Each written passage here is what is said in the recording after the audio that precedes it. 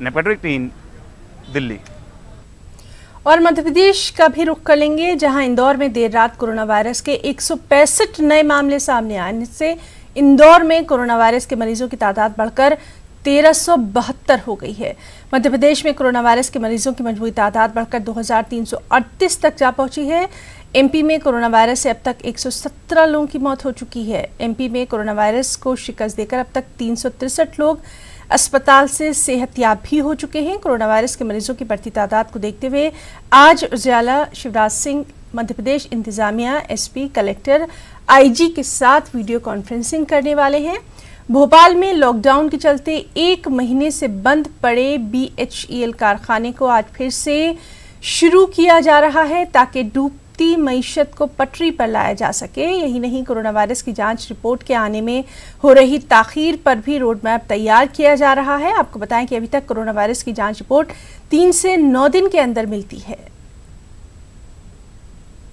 चलिए सीधे रुक करेंगे भोपाल का, जहां मौजूद है हमारे साथ फोन लाइन पर हमारे साथी मेहताब आलम।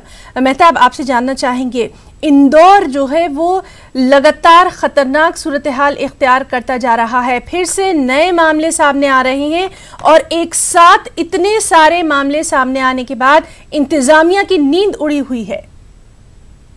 यकीनी तौर पर है ना, इंतजामिया हो या समाज हो, सबकी नींद उड़ना ही चाहिए। वो इसलिए कि जब इतनी बड़ी तादाद में अगर मरीज सामने आ रहे हैं और उनकी हालात तशवीशनाक सूरत हाल इख्तियार करती जा रही है तो सबकी फिक्र में इजाफा हो जाता है। और वही वजह है कि हमें देखते हैं कि जहाँ पर प्लाज्मा थेरेपी की बात सामने आई थी तो जो रोज कब्ल जो इंदौर में शुरू किया गया था और उसकी कामयाबी को देखते हुए उसे इंदौर के दूसरे अस्पतालों में भी ले जाने की कोशिश की जा रही है ताकि ज्यादा से ज्यादा लोगों को उसके जरिए इलाज दिया जा सके। और कल जिस तरह से जो है अमृत योजना के तहत मध्य प्रदेश के 1 करोड़ घरों में जो है आयुर्वेदिक काढ़ा पिलाने की जो है कोशिश शुरू की गई है ताकि इसके जरिए लोगों की जो है कुव्वत मुदाफरत जो है उसको बढ़ाया जाए। क्योंकि ये माना जा रहा है कि आयुर्वेदिक दवाओं से जो लोग जो बीमार हैं सिर्फ उनका ही इलाज नहीं बल्कि तमाम लोग जो मध्य प्रदेश में रहते हैं उनको पहले से काढ़ा पिलाया जाए ताकि ये मरद उन तक न पहुंच सके। सुबह जो हमने बताया था कि 165 मरीज जो इंदौर में पाए गए थे, उसके बाद जो है जबलपुर में 1, उज्जैन में 7 और रीवा में जो मरीज और भी सामने आए। इस तरह से हम देखते हैं कि मरीज की तादाद में मुसलसल इजाफा होता जा रहा है। अब यहाँ पे 2 तरह का चैलेंज है। चैलेंज ये है कि जो चेन है कोरोना वायरस की उसको तोड़ा कैसे जाए, उस पर ब्रेक कैसे लगाई जाए, नए अजला में ये न पहुंच पाए। क्योंकि मध्य प्रदेश के 52 जिलों की बात करें तो 32 जिलों में ये मरद अब तक पहुंच चुका है, वहां पर इसको रोकना भी है। और दूसरी तरफ मेहताब, एक बहुत अहम बात हम यहाँ आपसे जानना चाहेंगे।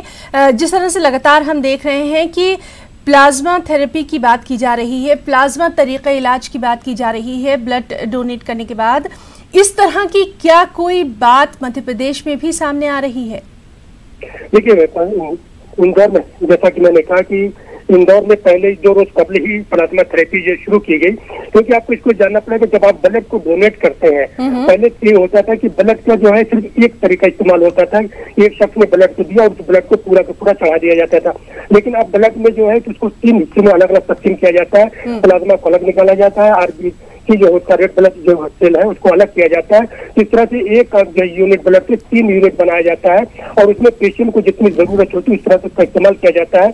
कि इंदौर के जो है MRBT अस्पताल में भी प्लाज्मा थेरेपी को जो है और बढ़ाने की जो है कोई कवायद शुरू कर दी गई है।